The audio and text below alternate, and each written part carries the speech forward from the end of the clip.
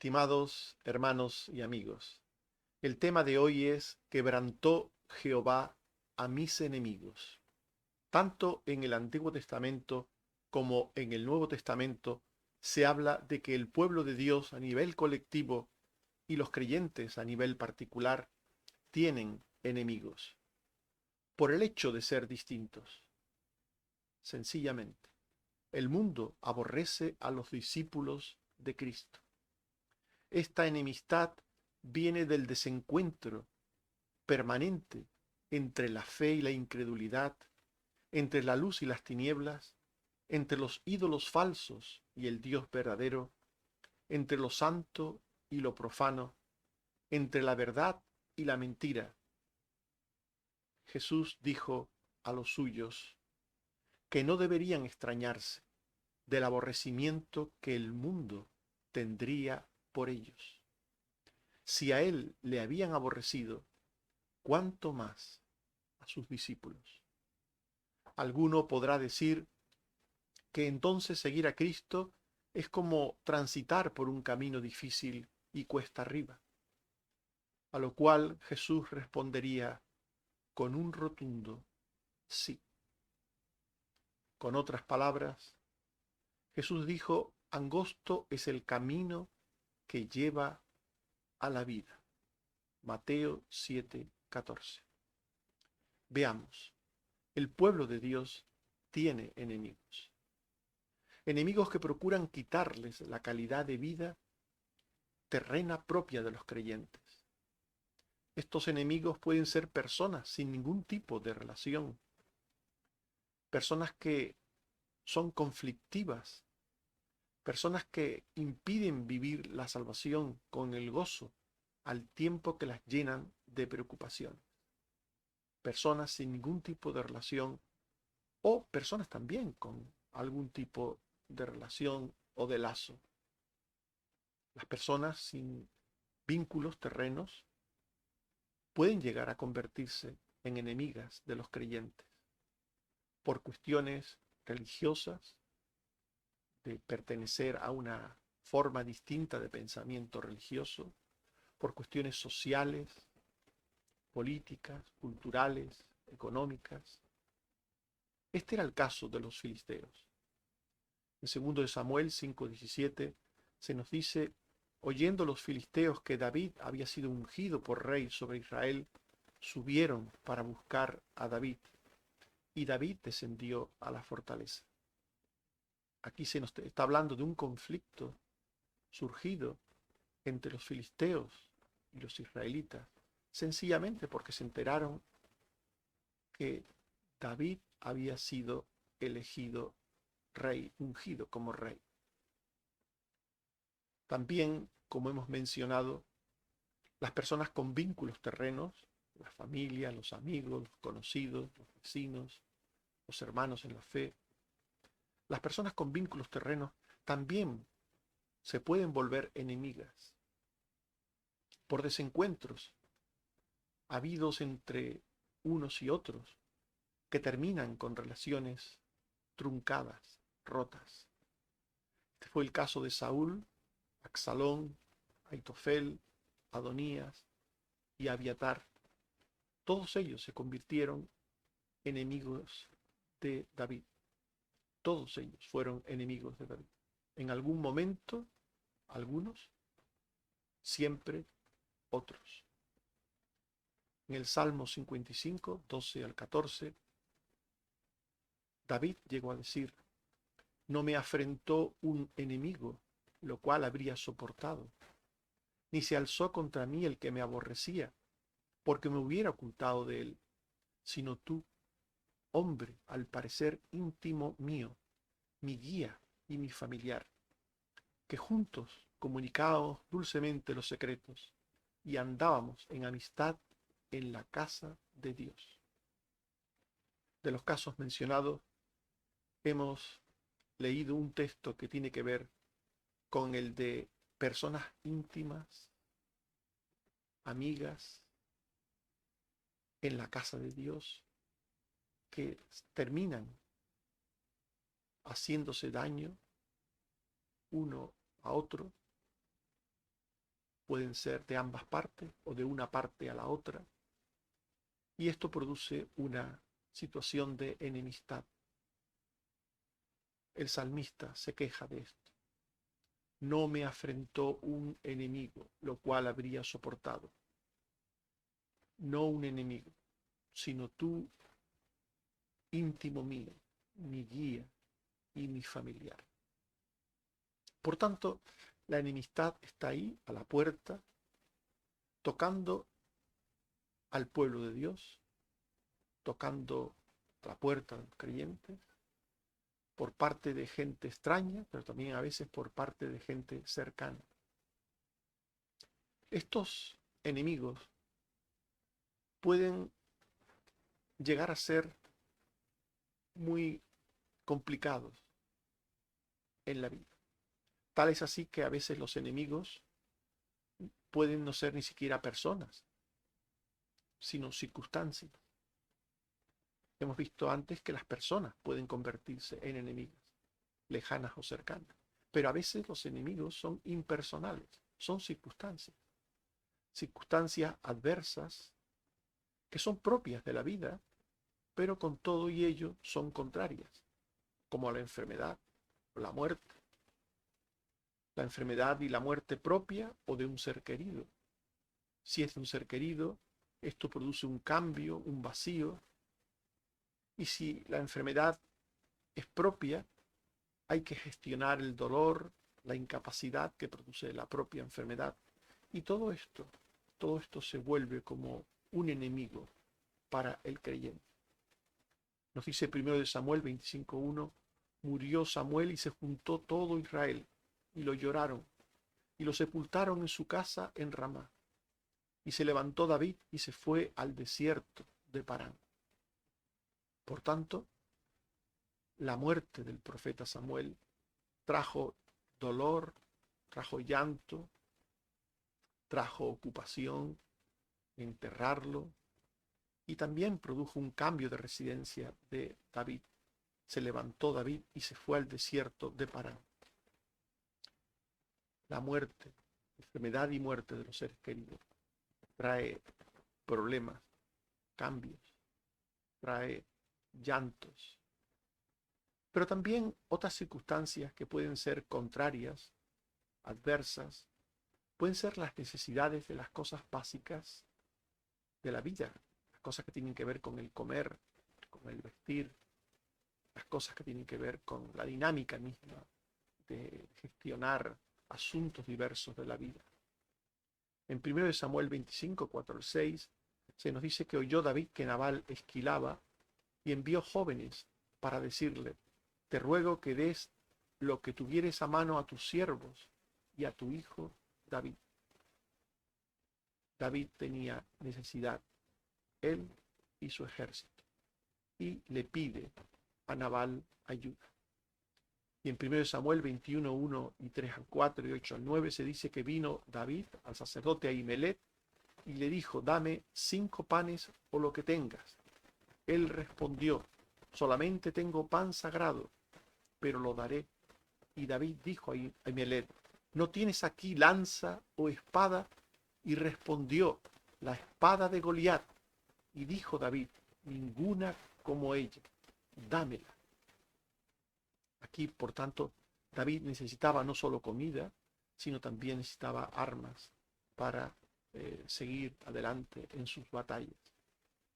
Necesidades como enemigos, problemas, enfermedades como enemigos. Pero además de este tipo de conflictos terrenos que tienen que ver con el cuerpo, que tienen que ver con la vida, el pueblo de Dios tiene también enemigos del alma, enemigos que buscan privarle de la vida eterna. En primer lugar está el pecado del propio creyente, que le incita a obrar el mal y le aleja de Dios. En 2 Samuel 24:10 se nos dice, después que David hubo censado al pueblo, le pesó en su corazón y dijo a Jehová, yo he pecado gravemente por haber hecho esto. Mas ahora, oh Jehová, te ruego que quites el pecado de tu siervo, porque yo he hecho muy neciamente.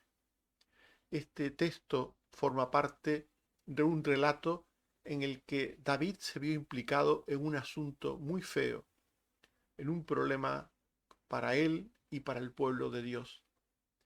Este problema, este enemigo, esta adversidad, surgió como consecuencia del orgullo de David. El pecado es un enemigo del creyente, pero también el mundo. Y cuando hablamos del mundo queremos hablar de los malos esquemas y roles contrarios a la voluntad de Dios que están en las sociedades donde vivimos y nos movemos. Esos pensamientos, esas formas de ver las cosas, de percibirlas, de hacer, las costumbres, todo eso es el mundo. Y el mundo también quiere influir en el creyente, quiere llevarle a hacer el mal. El mundo también es un enemigo del creyente. En 2 de Samuel 5, 6 al 7, se nos dice: marchó el rey con sus hombres a Jerusalén contra los jebuseos que moraban en aquella tierra, los cuales hablaron a David diciendo: tú no entrarás acá, pues aún los ciegos y los cojos te echarán, queriendo decir: David no puede entrar acá. Pero David tomó la fortaleza de Sión, la cual es la ciudad de David. Los filisteos se apoyaban en sus dichos terrenos, en sus dichos humanos, en sus proverbios, para fortalecerse contra David. El mundo tiene sus dichos, sus pensamientos, que guían sus acciones, pero también que les da una esperanza sobre las cosas, le da unas motivaciones sobre las cosas. El mundo tiene sus roles y esquemas que también se vuelven contra los creyentes. Y en tercer lugar está el diablo. El diablo también es enemigo del creyente, del pueblo de Dios. Él está detrás de todas las obras mentirosas y vanidosas para quitar la confianza en Dios. En 1 de Crónicas 21, 1 al 2 y 7, se nos dice que Satanás se levantó contra Israel e incitó a David a que hiciese censo de Israel. Y dijo David a Joab y a los príncipes del pueblo: id, haced censo de Israel, desde Beerseba hasta Dan, e informadme sobre el número de ellos, para que yo lo sepa. Esto desagradó a Dios. Detrás del censo que mencionamos antes, que hizo David como pecado personal, como pecado propio, está también el diablo. El diablo actúa a veces por su propia cuenta y nos hace pecar, y otras veces se alía con nuestro propio pecado para que definitivamente tropecemos, para que definitivamente hagamos el mal.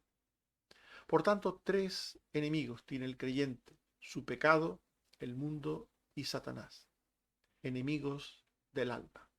Por tanto, a los enemigos terrenos, a los enemigos temporales del creyente, hay que sumarles los enemigos espirituales. El creyente tiene enemigos materiales y espirituales. Y Dios quebranta y vence a los enemigos de su pueblo. Dios vence a los enemigos que causan daños temporales a los creyentes. Para ello dice a los creyentes que qué y cuándo deben hacer frente a los problemas. Dios nos dice qué tenemos que hacer ante los problemas y cuándo tenemos que obrar ante los problemas. Por tanto, el qué y el cuándo nos lo dice Dios. El qué hacer, el cómo hacer también y el cuándo hacer las cosas. En 2 de Samuel 5, 19 y 23 al 25 se nos dice que consultó David a Jehová diciendo: ¿iré contra los filisteos? Y Jehová respondió: ve, entregaré a los filisteos en tu mano. No subas, sino rodéalos, y vendrás a ellos enfrente de las balsameras. Y cuando oigas ruido como de marcha, te moverás. Y David hizo como Jehová había mandado, e hirió a los filisteos. David pidió consejo a Dios, y Dios se lo dio. Le dijo el qué hacer, y le dijo el cuándo hacerlo. Dios nos da instrucciones en su palabra para gestionar los problemas, las dificultades, las adversidades, para hacer frente a nuestros enemigos terrenos. Y Dios hace que su gracia y su poder, ayudándonos junto a nuestras obras obedientes, nos ayuden en la vida.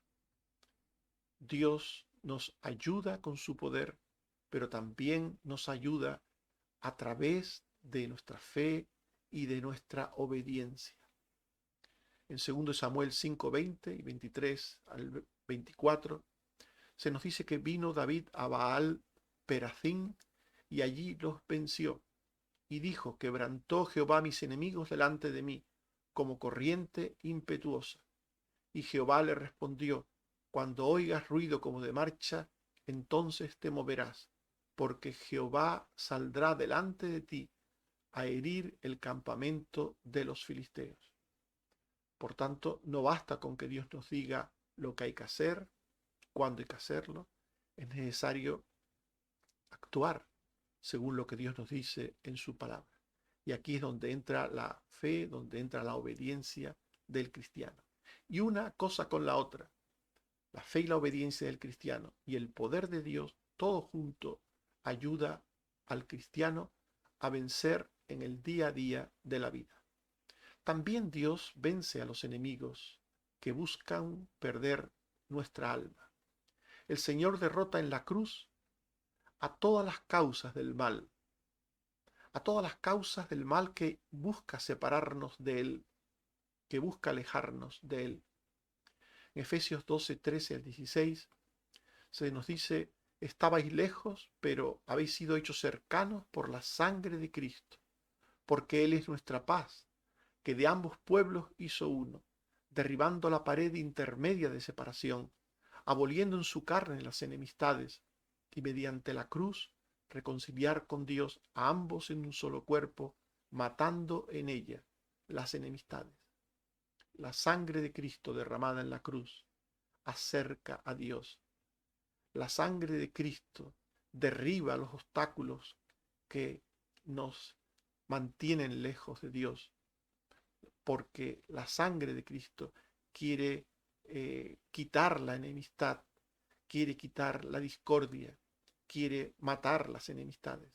Por tanto, el Señor derrota en la cruz a todo aquello que nos separa de Él, a todo aquello que nos aleja de Él. El Señor da pautas a los suyos para que gestionen el mal durante el peregrinaje terreno de esta vida. Tenemos que tratar con el mal propio y el mal ajeno, pero debemos hacerlo correctamente. Y esto se consigue, en primer lugar, con la perseverancia. El creyente debe perseverar en el llamamiento redentor del Señor hasta el final. Hasta el final el creyente debe perseverar. En Filipenses 3:12 al 14 se nos dice: no que lo haya alcanzado ya, ni que ya sea perfecto, sino que prosigo por ver si logro asir aquello para lo cual fui también asido por Cristo Jesús. Hermanos, una cosa hago, olvidando ciertamente lo que queda atrás y extendiéndome a lo que está delante, prosigo a la meta, al premio del supremo llamamiento de Dios en Cristo Jesús. El pecado, el mundo, el diablo quieren que abandonemos los caminos del Señor. Una vez que estamos en esos caminos, una vez que estamos siguiendo al Señor, el pecado, el mundo y el diablo buscan que le abandonemos, que abandonemos al Señor, que abandonemos sus caminos. Por eso la perseverancia, el continuar, el seguir, como dice este texto. No que lo haya alcanzado ya, sino que prosigo adelante a la meta. La perseverancia es muy importante en la vida del creyente para alcanzar la victoria final. Pero también no solo la perseverancia, sino el obrar con fe, el obrar con fe el bien y la justicia, con los ojos puestos en el Señor. En Filipenses 3:17 al 20 se dice: hermanos, sed imitadores de mí, y mirad a los que así se conducen, según el ejemplo que tenéis en nosotros, porque por ahí andan muchos que son enemigos de la cruz de Cristo, el fin de los cuales será perdición, que solo piensan en lo terrenal, mas nuestra ciudadanía está en los cielos, de donde esperamos al Salvador, al Señor Jesucristo. Obrar con fe, siempre obrar con fe, perseverar y obrar con fe. Esto nos ayuda a vencer a los enemigos del alma, a continuar hasta el final en la senda estrecha del Señor para obtener la victoria. Estimados hermanos y amigos, hemos hablado del tema quebrantó Jehová a mis enemigos. Y hemos visto que el pueblo de Dios tiene enemigos. Estos pueden ser obstáculos temporales que quitan la calidad de la existencia terrena, la calidad de la vida, como los filisteos fueron para Israel, o como son las circunstancias adversas propias de la vida para nosotros. Estos enemigos pueden ser del alma, produciendo daños que trascienden a la otra vida, como el pecado, el mundo o Satanás, que alejan de Dios, que alejan de la fe. Pero Dios quebranta y vence a los enemigos de su pueblo. Dios quebranta y vence a los enemigos que causan daños temporales a los creyentes, aconsejando sobre el recto proceder ante ellos y mediante su poder. Dios quebranta y vence a los enemigos que pierden el alma, derrotándolos en la cruz y llevando a sus hijos a perseverar en la fe, obrando el bien. En Filipenses 4, 13 y 19 al 20 se dice: todo lo puedo en Cristo que me fortalece. Dios suplirá todo lo que os falta conforme a sus riquezas en gloria en Cristo Jesús. Al Dios y Padre nuestro sea gloria por los siglos de los siglos. Amén. Que Dios nos ayude a ser conscientes de los enemigos que tenemos, terrenos o espirituales, y que podamos vencerlos en el Señor. Todo lo puedo en Cristo que me fortalece. Que el Señor nos bendiga. Amén. Oremos. Señor, te damos gracias por tu palabra. Gracias porque ella nos ayuda a entender que estamos rodeados de enemigos, de las tinieblas, enemigos del mal, enemigos que nos aborrecen, que quieren que nos vaya mal, que perdamos el gozo de la salvación o que abandonemos la senda de la justicia. Ayúdanos a perseverar en ti mediante la fe y las buenas obras, mediante la confianza siempre en que tú vas delante, peleando la batalla por nosotros. Gracias, Señor, porque sigues cuidando a los enfermos, sigues dándoles la salud. Te pedimos por las familias de los enfermos que tú les fortalezcas para que puedan seguir llevando a los enfermos, para que puedan seguir gestionando la curación, la salud de los enfermos. Y también te damos las gracias por otras ayudas que nos das en otros ámbitos de la vida. Bendito seas, Señor. Bendice también a Bexabé en su parto que tiene por delante, a su marido Fran, y que todo sea para tu gloria y para tu honra. Gracias, Señor, por todo. Por Jesucristo, tu Hijo. Amén. Que el Señor nos bendiga a todos. Amén.